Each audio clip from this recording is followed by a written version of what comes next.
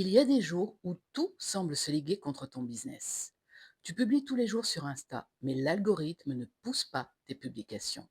Aucun like, aucun commentaire, aucune réaction. Et ton nombre de vues n'est pas vraiment suffisant.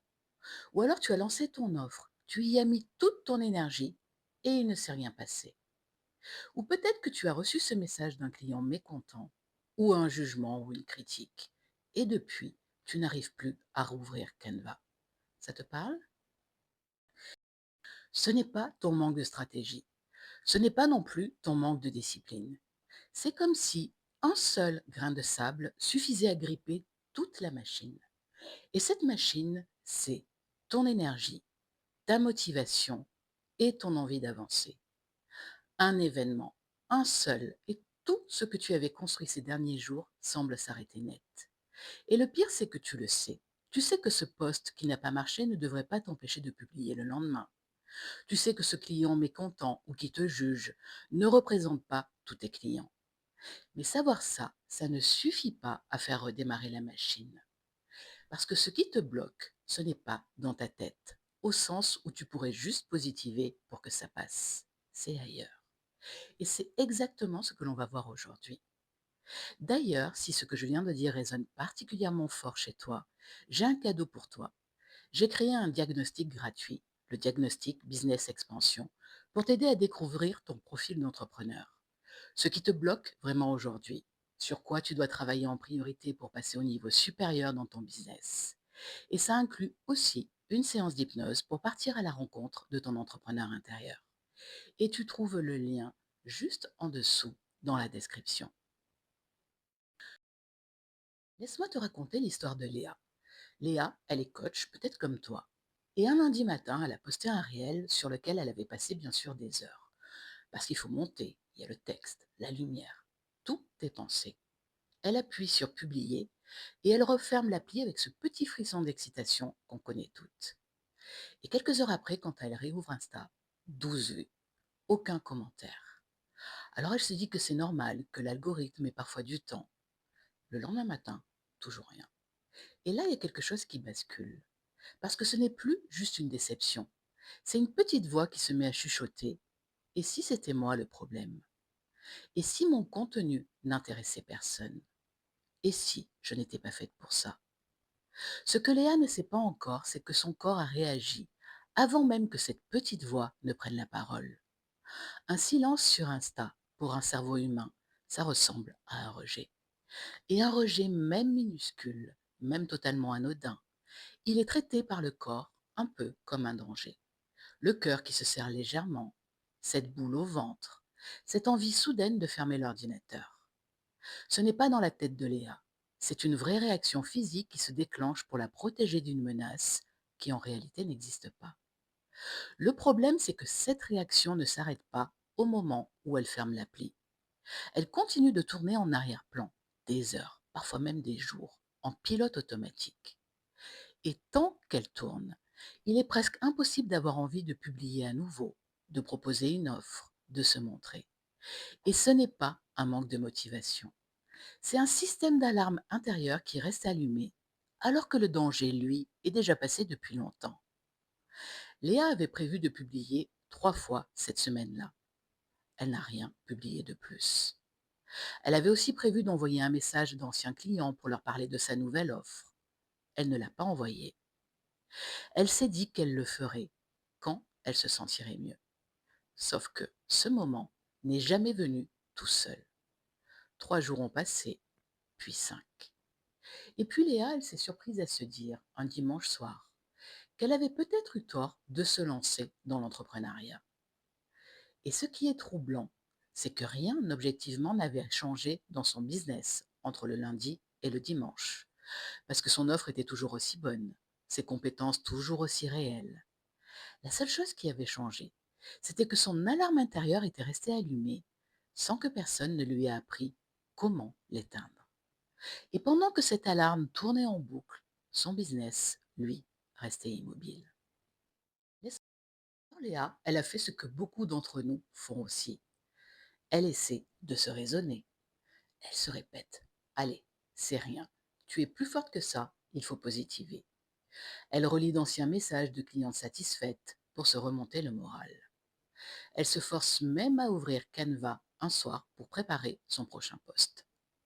Et elle reste 15 minutes devant l'écran blanc, sans réussir à écrire une ligne.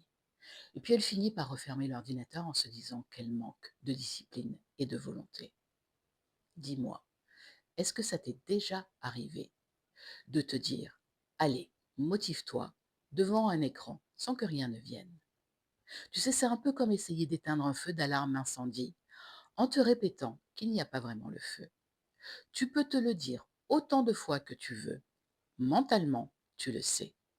Mais l'alarme, elle continue de hurler. Parce que ce n'est pas une question de logique. La partie du cerveau qui a déclenché cette alarme, quand Léa a vu ses 12 vues, ce n'est pas la même partie qui raisonne et qui analyse et qui se dit c'est rien, c'est juste l'algorithme. C'est une zone du cerveau beaucoup plus ancienne, plus rapide, qui réagit avant même que la réflexion ait le temps d'intervenir. Et cette zone-là, elle ne s'éteint pas parce qu'on lui présente de bons arguments. Elle s'éteint seulement quand elle reçoit un vrai signal de sécurité, pas une simple explication. C'est pour ça que Léa a beau se répéter les bonnes phrases, rien ne bouge vraiment à l'intérieur. Parce qu'elle confond comprendre et apaiser. Elle a compris, avec sa tête, que ce poste raté ne dit rien de sa valeur. Mais son corps, lui, n'a reçu aucun signal pour se calmer. Et tant qu'il n'a rien reçu, il continue de fonctionner comme s'il fallait rester sur ses gardes. Dis-moi, toi, la dernière fois que tu as essayé de positiver pour avancer, malgré un coup dur, est-ce que ça a vraiment fonctionné? Ou est-ce que la sensation de blocage était toujours là, juste un peu cachée sous la surface? Léa, elle a tenu comme ça pendant quelques jours, en se forçant, en se répétant que ça allait passer. Sauf que, plus elle se forçait, sans résultat, plus une autre pensée s'installait discrètement. Peut-être que je ne suis juste pas faite pour ça. Et cette pensée-là, elle commençait à ressembler de moins en moins à une simple réaction passagère. Alors laisse-moi te poser une question différente. Ce n'est pas comment je fais pour me motiver à nouveau, mais qu'est-ce qui, concrètement, à l'intérieur de toi, t'empêche d'avancer là, maintenant? Parce que ce que tu appelles peut-être un manque de motivation, un manque de discipline, un manque de détermination, ou alors je suis dans une mauvaise passe, ce n'est rien de tout ça. C'est cette alarme qui s'est déclenchée dans ton corps à un moment précis et que personne ne t'a jamais appris à éteindre. Tu as appris à construire une offre, tu as appris à structurer une stratégie, tu as même peut-être appris des techniques de vente, de storytelling, de copywriting, de posture. Mais est-ce que quelqu'un t'a déjà appris concrètement comment calmer cette alarme intérieure quand elle se déclenche? Comment faire redescendre cette tension, ce serrement, cette envie de tout arrêter en quelques minutes plutôt qu'en plusieurs jours? Si la réponse est non, ce n'est pas parce qu'il te manque de la volonté. C'est simplement parce que cette compétence-là, personne ne te l'a enseignée. Et c'est exactement ce que l'on va voir maintenant. Voilà ce qu'il faut comprendre. Quand cette alarme se déclenche, ton corps libère une énergie précise, faite pour une seule chose, réagir vite face à un danger. Sauf qu'un poste qui ne décolle pas, un client mécontent, un lancement silencieux, ce ne sont pas des dangers réels. Il n'y a rien à fuir, il n'y a rien à combattre. Alors cette énergie-là n'a nulle part où aller et elle reste coincée. Et une énergie qui reste coincée, ça ne disparaît pas tout seul. Ça se transforme doucement en fatigue, en envie de tout arrêter, en cette petite voix qui te dit tu n'es peut-être pas faite pour ça.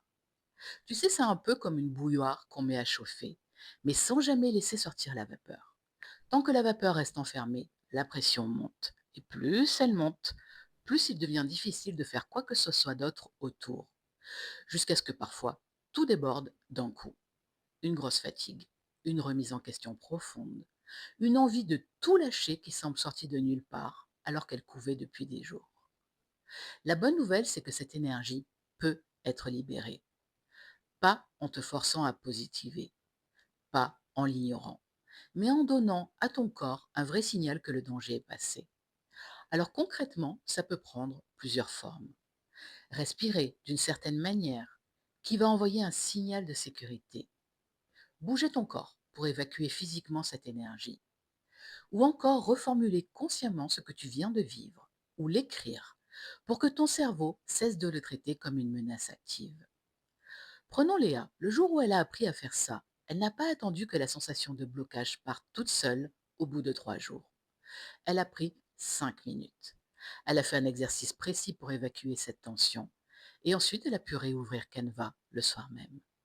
Pas parce qu'elle s'était forcée, mais parce que l'alarme, cette fois, avait vraiment été éteinte, pas juste mis en sourdine. Et c'est ça qui fait toute la différence. Alors, qu'est-ce que ça change concrètement quand tu apprends à faire ça? Léa a vécu quelques semaines plus tard, bien sûr, une situation presque identique. Un post publié un mardi qui ne fait quasiment aucune vue. Il y a un mois, ça l'aurait arrêté pendant des jours. Cette fois-là, elle a senti la même sensation monter, ces petites boules, ce petit et ce léger découragement. Mais au lieu de la laisser s'installer, elle a reconnu ce qui se passait. Elle a pris quelques minutes pour évacuer cette tension en utilisant une technique, et le lendemain matin, elle a publié à nouveau. Pas parce qu'elle n'avait rien ressenti, mais parce que ce qu'elle a ressenti n'a pas eu le temps de se transformer en 3 jours de silence. Et c'est ça la vraie différence. Ce n'est pas que Léa ne ressent plus rien face à un revers ou un échec ou à un blocage dans sa journée, parce que c'est pas possible. C'est qu'elle a maintenant un outil pour faire de ce qu'elle ressent ne prenne plus toute la place. Alors oui, l'événement reste un événement. Il ne devient plus une semaine perdue, un lancement avorté ou une remise en question de tout son business. Et ça change tout, parce que ton business n'avance pas au rythme de ta stratégie. Ton business, il avance au rythme de ta capacité à te relever vite après chaque coup dur, après chaque blocage. Deux entrepreneurs avec la même offre, la même stratégie, les mêmes compétences peuvent avoir des résultats complètement différents, simplement parce que l'une reste bloquée 3 jours après un revers ou un blocage ou un échec, et l'autre, elle repart en 3 heures. Et ça fait toute la différence dans la réussite de ton business. Avant de fermer cette vidéo, je te propose un premier pas tout simple. La prochaine fois qu'un événement te bloque, un poste qui ne décolle pas, un silence après une offre, une remarque qui te reste en travers de la gorge, au lieu d'essayer de te motiver ou de l'ignorer, pose-toi juste cette question. Qu'est-ce que je ressens là, précisément, dans mon corps? Pas dans la tête, dans ton corps. Une boule au ventre, une tension dans la poitrine, une fatigue soudaine. Le simple fait de nommer cette sensation sans chercher à la faire taire, c'est déjà un premier pas pour que l'alarme commence à redescendre. Ensuite, deuxième étape, essaie de mettre un mot sur l'émotion que tu ressens. De la peur, de la honte, de la tristesse, de la colère. Alors ça peut sembler tout simple, presque inutile, mais nommer une émotion, c'est exactement ce qui permet à ton cerveau de commencer à la traiter au lieu de la laisser tourner en boucle en arrière-plan. Parce que tant qu'une émotion reste floue, non nommée, elle continue d'agir sur toi sans que tu n'aies aucune prise dessus. Et enfin, troisième étape, va un peu plus loin. Écris. Quelle est la pensée, la phrase exacte que tu es en train de te dire à ce moment-là? Je ne suis pas faite pour ça. Personne ne s'intéresse à ce que je propose. Je vais encore échouer. Parce que cette phrase-là, souvent, n'est même pas vraie. Mais tant qu'elle reste invisible, tapie derrière la sensation et l'émotion, elle continue à diriger tes actions, ou plutôt ton absence d'action, sans que tu t'en rendes compte. Sensation, émotion, pensée. Ces trois mots à eux seuls peuvent déjà commencer à faire redescendre la pression. Et si tu veux aller encore plus loin, si tu veux avoir un vrai protocole complet pour apprendre à évacuer cette énergie bloquée à chaque fois qu'elle se présente, c'est exactement pour ça que j'ai construit Golden Reset. Golden Reset, c'est un kit de recalibrage business et émotionnel, pensé précisément pour ça. Te donner les outils concrets pour ne plus jamais rester bloqué pendant plusieurs jours après un coup dur. Retrouver ton énergie et ta motivation rapidement. et faire en sorte qu'un seul événement ne vienne plus jamais freiner tout ton business. Tu trouves le lien dans la description et il est en ce moment à un petit prix. Si cette vidéo t'a parlé, abonne-toi parce qu'on va continuer à explorer ensemble tout ce qu'il faut mettre en place en stratégie, en mindset et en régulation émotionnelle pour construire ton business qui te ressemble vraiment, dans l'abondance financière et dans la sérénité.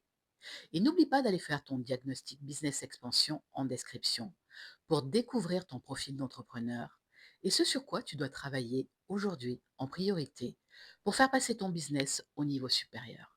Parce que c'est ça l'objectif. Ton business ne se transforme jamais aussi vite que le jour où tu apprends à te transformer toi. Et je te dis à très vite pour la prochaine vidéo.